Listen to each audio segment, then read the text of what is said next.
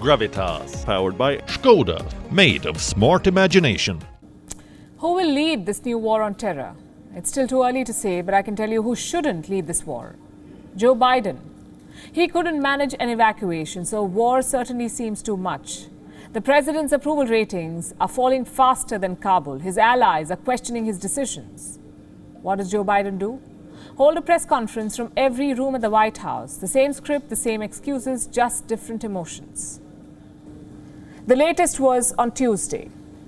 This time we saw a combative Joe Biden. He had threats for ISIS Khorasan, blame for Donald Trump, but no answers for why he messed up. All responsibility lies with the Afghan army and leadership now. Turns out that was not the case. Biden and Ashraf Ghani last spoke to each other on the 23rd of July. The transcript of that phone call is now out. Listen to what Biden told Ghani. And I'm quoting again.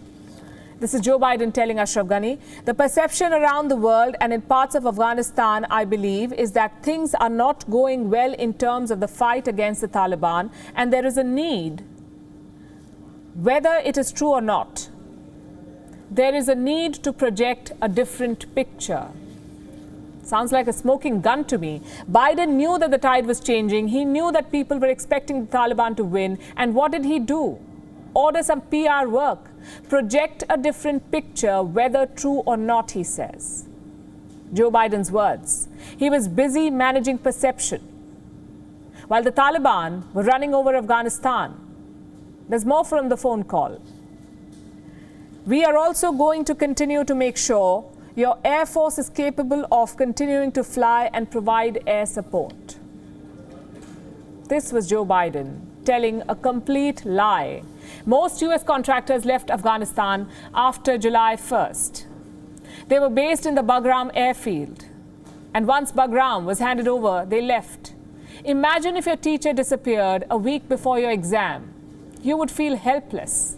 That's exactly what the US did. 22 days after that phone call, Kabul fell. Neither men were remotely aware of how badly they were losing. And for Joe Biden, it's a personal defeat. And I mean quite literally. Let me tell you a story from 2008. Then Senator Joe Biden was touring Afghanistan with his colleagues. His helicopter was caught in a snowstorm. They had to land in some remote Afghan valley. The pilot sounded an urgent call to US soldiers nearby. They set out on a Humvee to find the senators. For the next few hours, one man guided these American troops through rough weather and mountains. He was an Afghan guide who goes by the name Mohammed, the man who rescued Joe Biden. Guess where he is now? He's stuck in Afghanistan, hiding in his house with his family. Mohammed's visa is stuck in processing, but he hasn't lost hope. He says Joe Biden is the American president. He can do anything. And that really sums up the Biden presidency. High expectations, dismal results. The president is already talking about the future. As if Afghanistan is a closed chapter, he says America is preparing for the threats of 2021 and beyond. As we close 20 years of war and strife and pain and sacrifice, it's time to look to the future, not the past. The fundamental obligation of a president, in my opinion, is to defend and protect America. Not against threats of 2001, but against the threats of 2021 and tomorrow. That was Joe Biden saying, job done. Time to move on.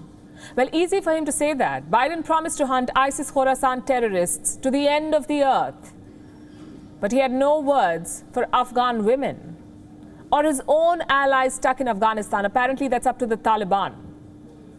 These blunders have destabilized the whole region.